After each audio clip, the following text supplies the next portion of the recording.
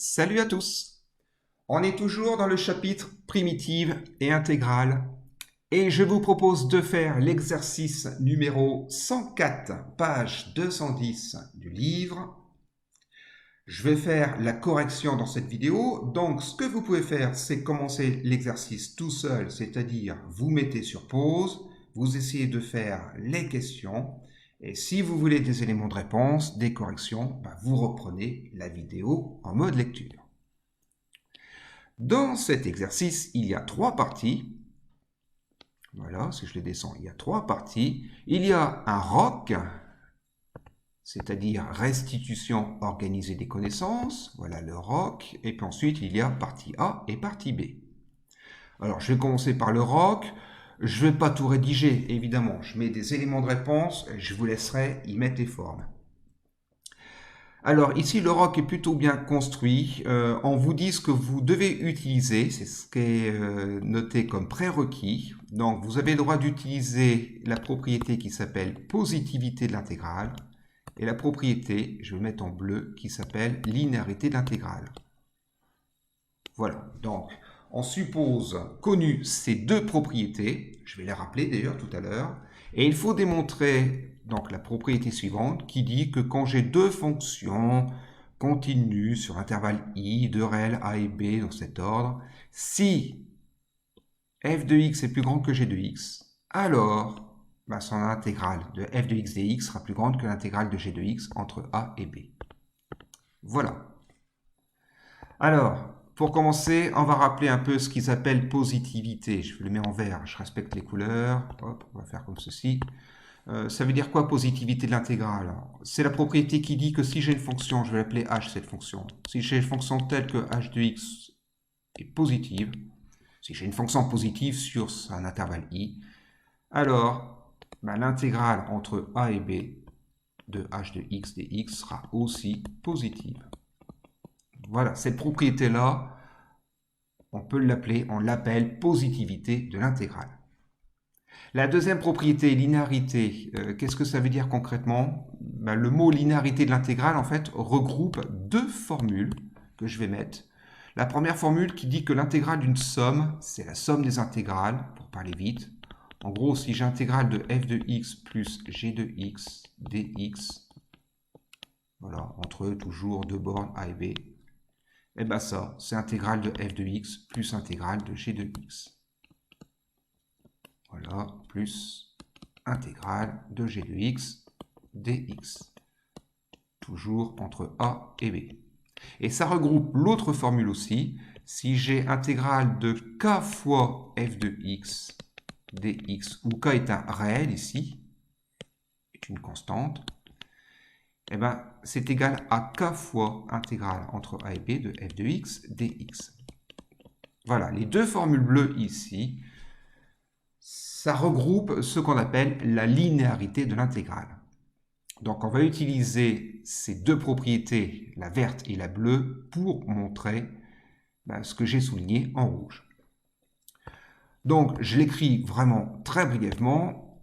Allez, si f de x est plus grand que g de x, on va partir de ça.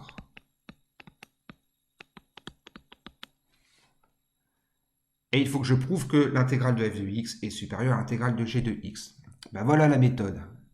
Si j'ai f de x qui est plus grand que g de x, alors je peux dire que f de x moins g de x est plus grand que 0. Ça, c'est immédiat. Je retire g de x de chaque côté. Donc, grâce à la propriété verte, à la positivité, je vais la remettre ici, je peux dire que l'intégrale de f de x moins g de x est aussi positive. Voilà, dx est positif entre a et b. Voilà, ça c'est la propriété verte qui me le dit, c'est la positivité. Maintenant, je vais utiliser la propriété bleue. L'intégrale de f de x moins g de x, c'est intégrale de f de x moins intégrale de g de x. Donc, je continue. J'écris, c'est intégrale de f de x dx moins intégrale de g de x dx. J'ai presque fini. Voilà. Je remets les bornes.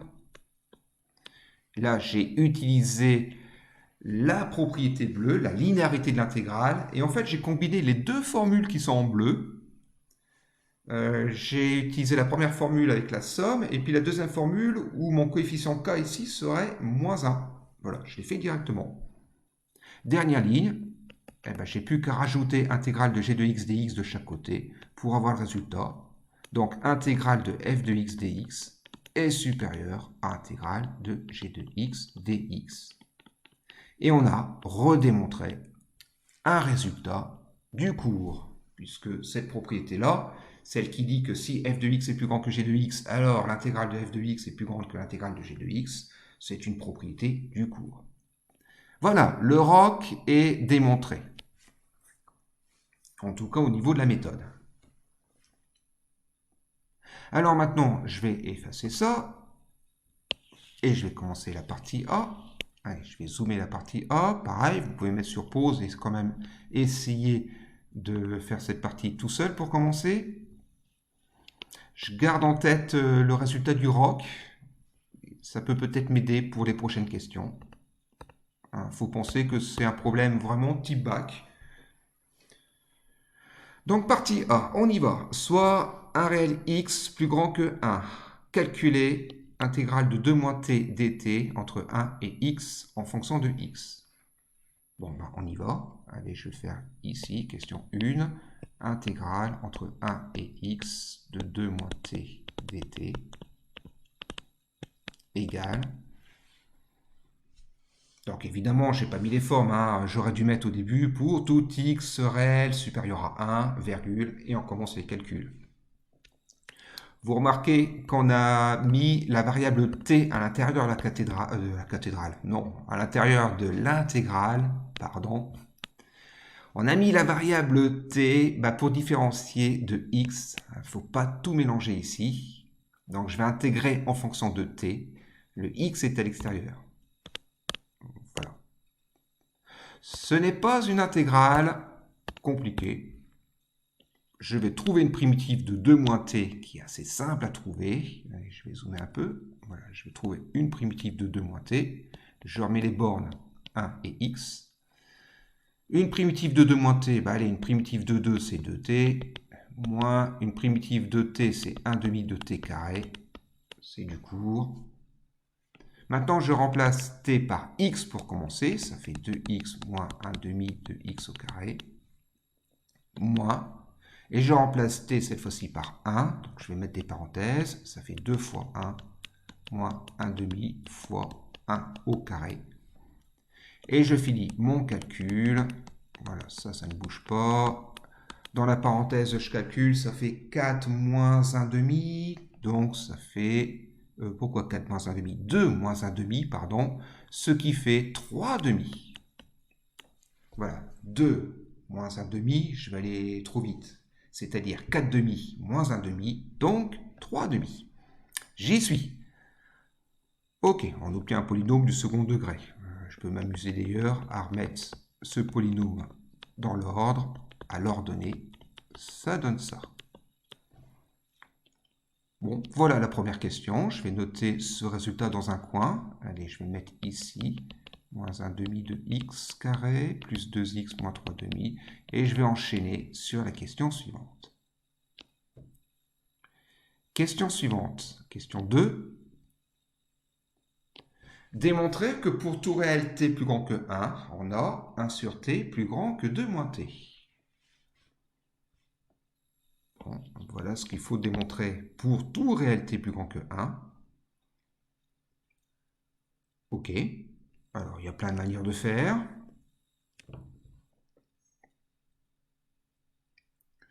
Je vous propose une méthode, pas forcément la plus rapide. Pourquoi ne pas retrancher 1 moins t et 2 moins t? Et on va essayer de prouver que cette différence est supérieure à 0. Si j'arrive à prouver que 1 moins t moins, entre parenthèses, 2 moins t est positif, eh ben, j'aurai le résultat. Donc, je vais retrancher ça. Donc, je vais mettre pour tout t supérieur à 1. Je vais quand même aller rédiger cette question. Je la mets ici. Pour tout t supérieur à 1, virgule, 1 moins t moins 2 moins t. Allez, je commence mes calculs, ça fait 1 moins t moins 2 plus t. Je veux prouver que c'est positif. J'ai ça en tête. Alors, pour y parvenir, eh ben, je vais mettre tout sur le même dénominateur. Allez, ça fait 1, moins ici 2t, plus t carré. Voilà, j'ai tout mis sur le même dénominateur, j'obtiens ça. Oh ben, je sens que je vais réussir cette question. En bas, c'est positif, puisque t est plus grand que 1. En haut, j'ai un trinôme. Eh ben, si je factorise ce trinôme, ou si j'étudie le signe de ce trinôme, je pense que j'arriverai assez facilement à montrer que ce trinôme est positif pour tout t supérieur à 1. Et ça répondra à la question. Donc si j'étudie le signe du trinôme, il n'y a pas de souci. Et puis, et vous y pensez peut-être déjà, il y a même encore plus rapide. Il est un peu particulier ce trinôme quand on le regarde.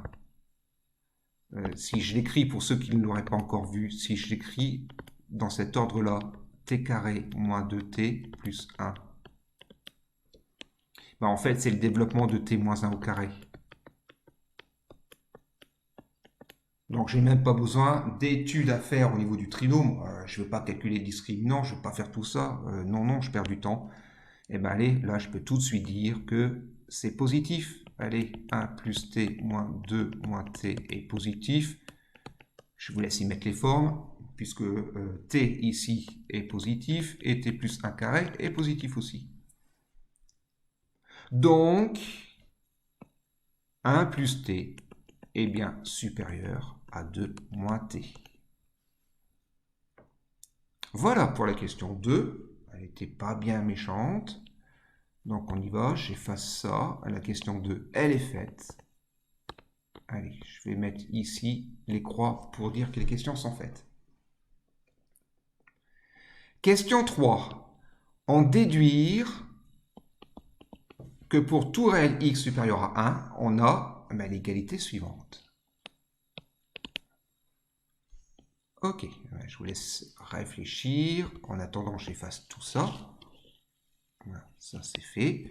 Je vais recopier le dernier résultat, ou j'y pense en tout cas. Je l'ai sous les yeux, le dernier résultat, parce que comme c'est marqué en déduire, je vais devoir utiliser la question 2, la question précédente. Éventuellement les deux questions d'ailleurs précédentes. Donc ça c'est une première remarque, c'est marqué en déduire, donc je dois utiliser là où les questions précédentes, c'est-à-dire la question 2, la question 1, peut-être le ROC après tout, il ne faut pas l'oublier. Il y a une autre remarque à faire. Vous avez peut-être dû constater, et je vais l'entourer si vous ne l'avez pas vu, qu'on a la même chose ici. Donc la question 1, elle a peut-être un intérêt ici, probablement. Ok, alors on va pousser le raisonnement. J'ai aussi d'autres éléments communs. Je vois 2 moins t ici, je vois 2 moins t ici. Ok, je poursuis mon raisonnement. L'intégrale de 2 moins t entre 1 et x me donne ce que j'ai mis en violet et ce que je retrouve dans la question 3. Bon, ben là, il y a une méthode qui se dessine. Donc, question 3, je vais commencer à la rédiger. Je peux déjà marquer d'après la question 2, d'après 2, ou je vais, pardon, puisque je la rédige, je vais marquer soit x, un réel plus grand que 1. On va faire ça, soit x, un réel plus grand que 1. Puisque je veux démontrer quelque chose pour tout x plus grand que 1. Donc, je prends un réel x quelconque plus grand que 1. Et maintenant, je dis d'après 2, après la question 2, pour tout réel t supérieur à 1, je vais vite, et bien 1 plus t est supérieur à 2 moins t.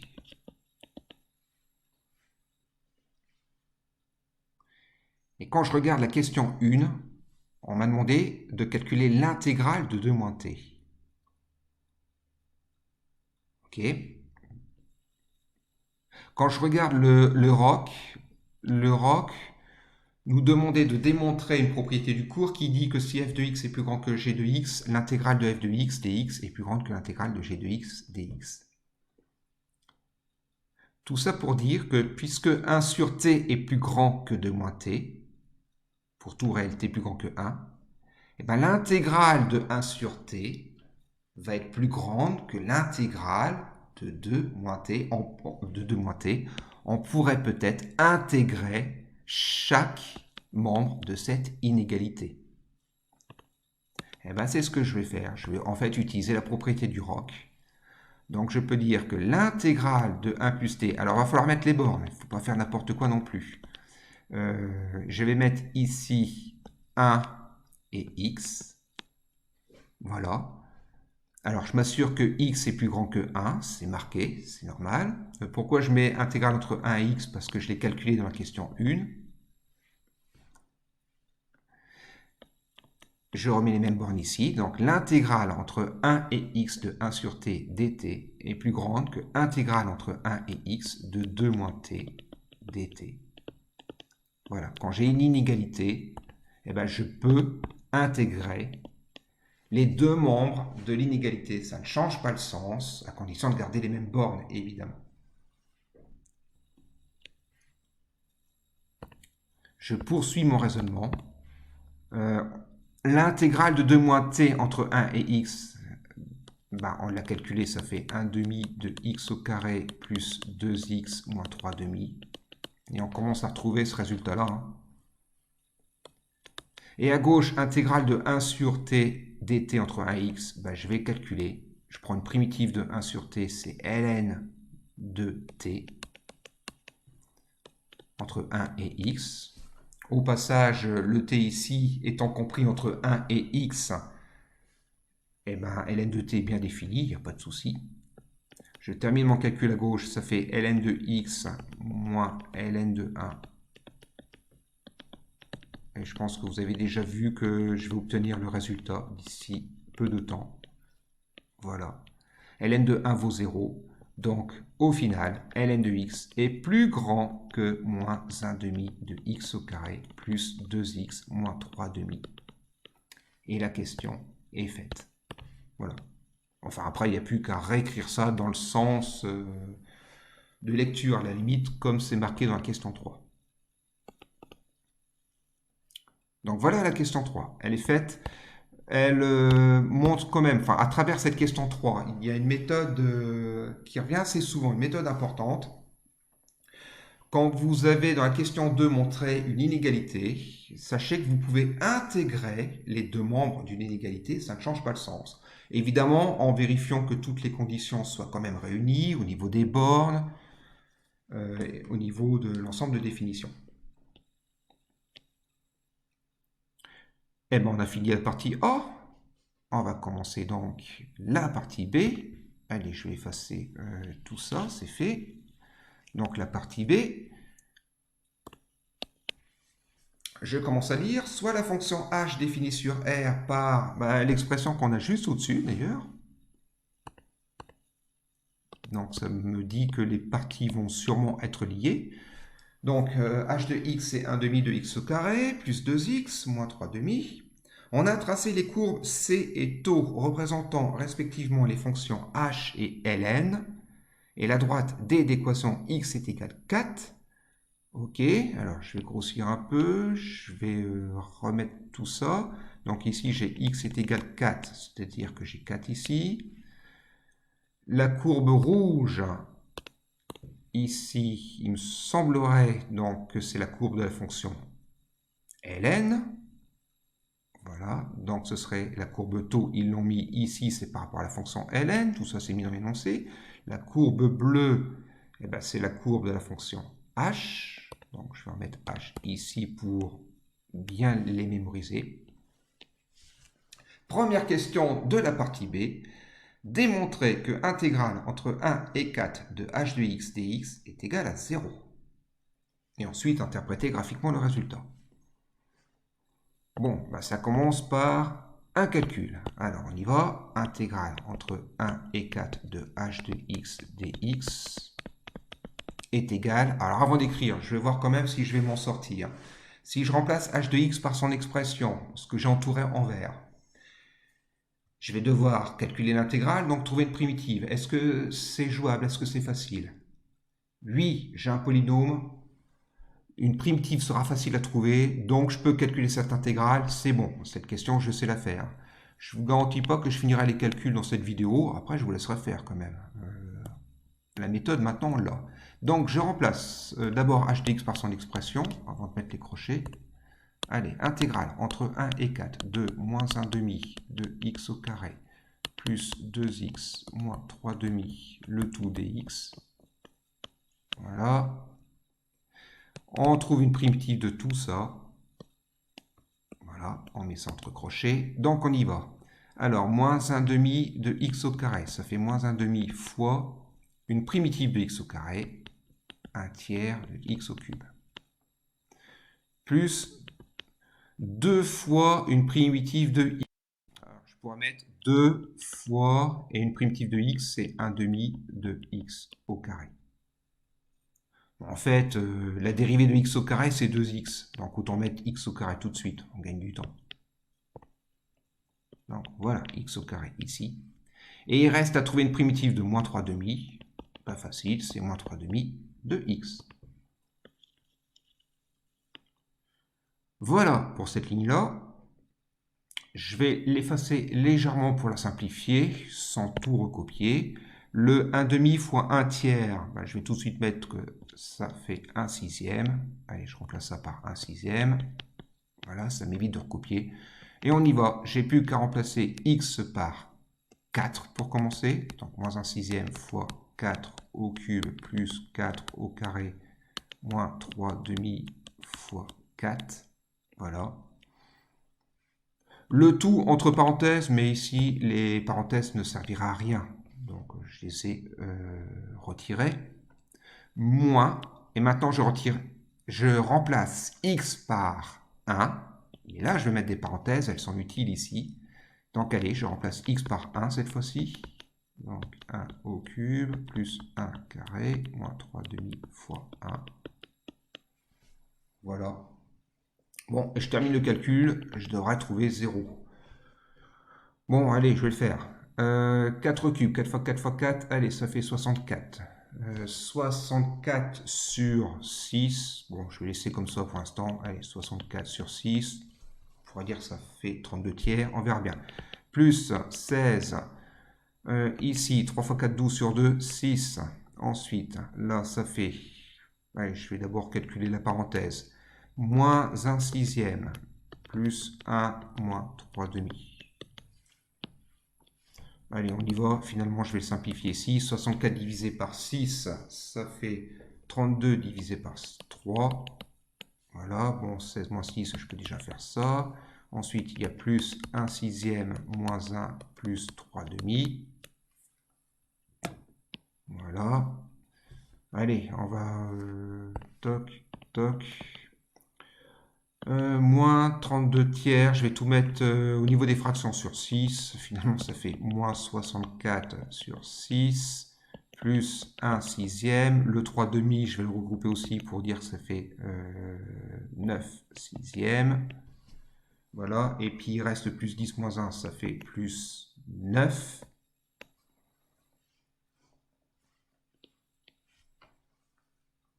Bon, le 9, je vais le mettre sur 6. Donc 9 fois 6, 54. Allez, 54 sixième. Donc, j'ai plus qu'à ajouter les numérateurs. Allez, moins 64 plus 1, moins 63. Moins 63 plus 9, moins 54. Plus 54, on retrouve 0 sur 6. Donc 0. Voilà. Donc, on a bien montré que l'intégrale de h de x dx entre 1 et 4 vaut 0. Elle était vraiment calculatoire, cette question.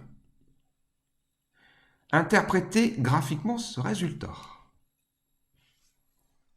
C'est en termes d'air, là. On nous demande au niveau des airs ce que ça peut donner.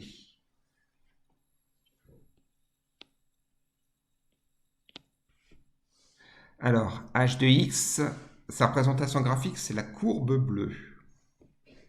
L'intégrale entre 1 et 4 de h de x dx, c'est graphiquement la somme algébrique, et je dis bien le mot algébrique, la somme algébrique des aires, des surfaces, se trouvant entre la courbe bleue, l'axe des abscisses et les droites d'équation x est égal à 1, x est égal à 4. Donc, je vais les visualiser, ces surfaces-là. Je vais essayer de les faire en gris, par exemple. Donc, il y a cette surface-là, voilà, qui se trouve au-dessus de l'axe des abscisses, d'ailleurs, en tout cas graphiquement. Après, il faudrait le prouver. Donc, ça va entre 1 et 3. Et puis, il y a, allez, je vais le faire en noir. Voilà, ici, il y a cette surface-là, qui, elle, se trouve visiblement en dessous de l'axe des abscisses. Voilà, bon, on sait que c'est 4, je l'efface aussi. Voilà. Et bien la somme algébrique des aires de ces deux surfaces vaut 0, puisque c'est l'intégrale de h de x dx entre 1 et 4. Alors, il faudrait le prouver par du calcul, mais ça veut dire, comme la surface grise est au-dessus de l'axe des abscisses et que la surface noire est en dessous, ça veut dire que l'intégrale de h de x dx entre 1 et 4, c'est l'aire de la surface grise, voilà, moins l'aire de la surface noire, donc l'aire de la surface grise, je vais l'appeler A1 par exemple, moins l'aire de la surface noire, puisque la surface noire est en dessous. Là, je fais de la lecture graphique. Ce que je dis, il faudrait le prouver. Et comme cette intégrale vaut 0, ça veut dire que l'aire 1 moins l'aire 2 vaut 0. Voilà, tout ça, ça vaut 0. C'est pour dire qu'en fait, l'aire de la surface grise est égale à l'aire de la surface noire. Voilà l'interprétation graphique. L'aire de la surface grise est égale à l'aire de la surface noire. La surface noire est en dessous, la surface grise est au-dessus. Ce sont deux surfaces, deux mêmes aires. Voilà, sauf qu'il y en a une qui est au-dessus, l'autre qui est en dessous. Alors, je dis qu'on l'a visualisé graphiquement. Si on voulait prouver quand même que la surface grise était au-dessus, il faudrait donc prouver que la fonction h est positive entre 1 et 3. Donc ça, je vous laisserai faire si vous n'êtes pas convaincu. La fonction h, c'est une fonction trinôme, donc facile à étudier. Donc, il faut prouver que h de x est positif entre 1 et 3 et est négatif entre 3 et 4. Comme ça prouvera par du calcul que la surface grise est bien au-dessus et que la surface noire est en dessous. Voilà pour la question 1, le calcul et son interprétation graphique. Dernière question. Question 2. En note D, le domaine du plan délimité par les courbes C, taux et les droites D sur un 4. En utilisant le fait que l'expression x ln de x moins x est l'expression d'une primitive de la fonction ln, calculer l'aire de D en unité d'aire. Alors, je vais effacer ma surface grise, ma surface noire, on l'a en tête. Je ne sais pas si ça va être utile, on va voir ça. Mais je vais bien visualiser l'aire du domaine D. Elle est déjà coloriée ici, elle est en jaune. Donc c'est bien entre la courbe C, taux, et puis la droite D, d'équation x est égal à 4.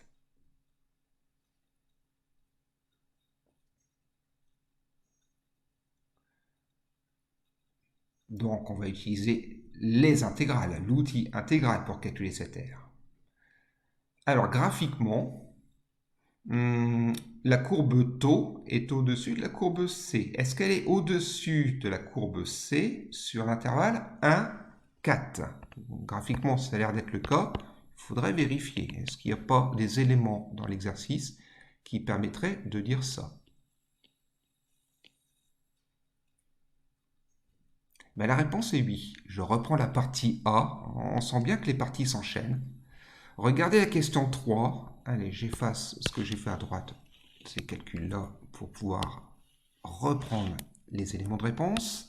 Regardez la question 3 de la partie A en attendant. On a démontré que ln de x est plus grand que moins 1 demi de x au carré plus 2x moins 3 demi. Et cette expression à gauche, c'est l'expression de la fonction h. En gros, ici, on a démontré que pour tout réel x plus grand que 1, eh ben, h de x était plus petit que ln de x. Ça, on l'a démontré dans la question 3 de la partie A. Ça veut dire quoi graphiquement? Ben, ça veut bien dire que la courbe de la fonction ln est au-dessus de la courbe de la fonction h sur intervalle 1, 4. Et même au-delà d'ailleurs. Donc en fait, on a déjà prouvé que graphiquement, la courbe taux est au-dessus de la courbe C. Mais surtout, pour calculer l'aire du domaine D, allez, je vais appeler ça A de D. Il n'y a pas de nom dans l'exercice, non. Alors je vais mettre l'aire du domaine D.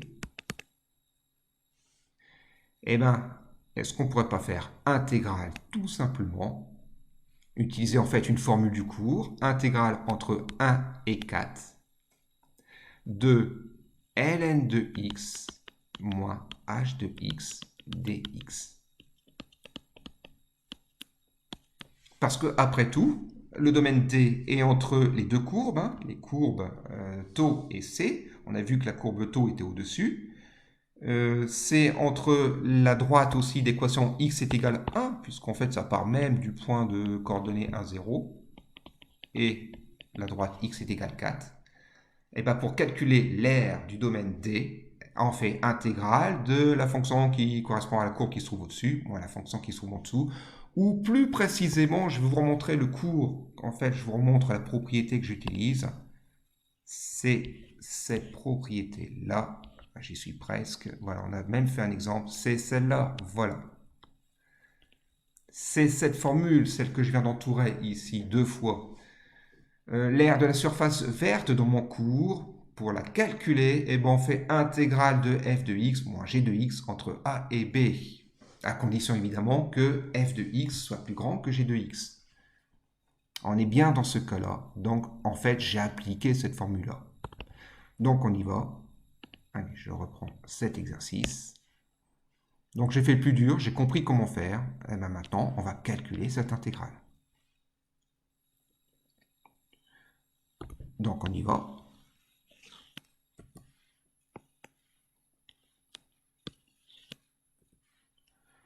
Alors, il y a plusieurs manières de calculer cette intégrale. On va essayer de prendre la méthode la plus rapide. On pourrait trouver une primitive de ln de x moins h de x direct, et puis après on remplace, on fait grand f de 4 moins grand f de a. Ceci dit, si on regarde un peu les questions précédentes, notamment celle-là, on a démontré que l'intégrale de h de x dx entre 1 et 4 est égale à 0. Ça peut peut-être nous aider. Alors ce que je vous propose, c'est la chose suivante, c'est d'utiliser la linéarité de l'intégrale. C'est-à-dire la formule, j'ai dû l'effacer évidemment, mais la formule que j'avais marquée au début de la vidéo, la formule bleue. L'intégrale d'une somme, c'est la somme des intégrales. Pareil pour la différence. En gros, ce que je vous propose de faire, c'est ça. Intégrale de ln de x moins h de x, c'est intégrale de ln de x moins intégrale de h de x. Voilà, dx, et je remets les bornes. Voilà. C'est une propriété des intégrales. Alors pourquoi je fais ça? Tout simplement parce que la deuxième intégrale, on l'a déjà faite. On a prouvé que ça faisait 0, et ben voilà, ça fait 0. Il ne me reste plus qu'à calculer la première intégrale. Pour ça, je vais prendre une primitive de ln de x. Bon, on nous la donne en utilisant le fait, voilà, comme en terminale S, cette formule-là, la formule d'une primitive de ln de x n'est pas tout à fait dans le programme, on nous l'a donné ici. Donc on nous dit qu'une primitive de ln de x, c'est x ln de x moins x. Eh bien allez, je mets la primitive, on me la donne.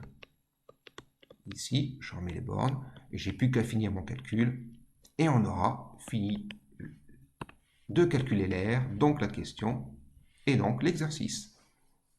Allez, j'y vais, je remplace x, ça fait 4 ln de 4, voilà, moins 4, moins, et cette fois-ci je vais mettre des parenthèses, 1 ln de 1, moins 1. Ce qui fait 4 ln de 4 moins 4, ça ne bouge pas, Ensuite, alors ln de 1 évidemment vaut 0, donc tout ça, ça vaut 0. Donc ça fait moins 1, il ne reste plus que moins 1 dans la parenthèse, donc plus 1.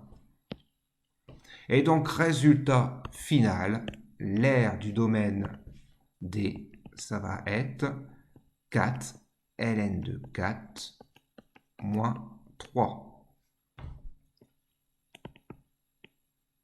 C'est un angle qui devrait être positif. Alors, on veut calculer une aire. Si je trouve un résultat négatif, c'est qu'il y a quelque chose qui ne va pas. Bon, alors je calcule une valeur approchée pour avoir quand même un peu de concret. Ça fait à peu près 2,55. Voilà, ça fait 2,55. Donc l'aire du domaine D, sa valeur exacte, c'est 4 ln de 4 moins 3, unité d'aire. Donc à peu près 2,55, unité d'aire. Ça veut dire quoi? L'exercice est fait, ça y est. J'ai fini l'exercice, mais si j'approfondis un peu, c'est quoi une unité d'aire ici? C'est pas le carreau, hein. Quand on regarde le repère, elle est l'unité d'air. Je le fais en arc-en-ciel, tiens. Je vais effacer ça. C'est l'aire de la surface formée par l'origine du repère et les vecteurs qui définissent les axes, c'est-à-dire voilà, c'est-à-dire ce rectangle-là. Voilà, ça représente une unité d'aire. Voilà. Et bien dans le domaine D, dans le domaine jaune, ben, je peux mettre à peu près 2,55 unités d'aire. Alors si je voulais l'air en petits carreaux, ben, ce que je viens de colorier ici, ça représente 8 carreaux. Je vais zoomer. Il y a 4 carreaux horizontalement, 2 en haut, donc ça fait 8 carreaux. Si j'efface, on a bien les 8 carreaux. Bon, et ben, si je veux savoir combien de carreaux représente l'aire du domaine D, eh ben, je fais l'unité d'aire fois 8. Voilà, j'ai qu'à faire fois 8. Ça me donnera à peu près l'aire, mais en carreaux cette fois-ci. Bon, c'est du plus. Autre remarque pour finir cette vidéo. On nous a donné carrément une primitive de ln de x. Ce qu'on aurait pu vous demander, c'est de démontrer que la fonction que j'ai entourée en rouge, c'est-à-dire la fonction que je vais appeler grand F par exemple, définie par x ln de x moins x, eh ben on peut vous demander de démontrer que ça c'est une primitive de la fonction ln. Donc si on vous pose comme question, démontrer que x ln de x moins x est l'expression d'une primitive de la fonction ln, ben pour faire ça, c'est franchement pas compliqué, il faut savoir le faire. Ben vous dérivez tout simplement ça. Vous dérivez et vous devez retomber sur la fonction ln. On peut le faire très rapidement. Allez, au brouillon, je le fais très rapidement. Donc je dérive ça. Donc ça commence déjà par la forme u fois v. Donc j'applique la formule u'v plus uv'. Donc u'v plus u, donc le x, fois v' fois la dérivée de n de x, 1 sur x. Moins la dérivée de x, c'est 1. Ça fait ln de x plus 1 moins 1 après simplification qui fait ln de x. Voilà, c'est démontré. Pour tout x, évidemment, ici supérieur à 1 même, si je respecte l'exercice. Voilà pour le numéro 104. À bientôt.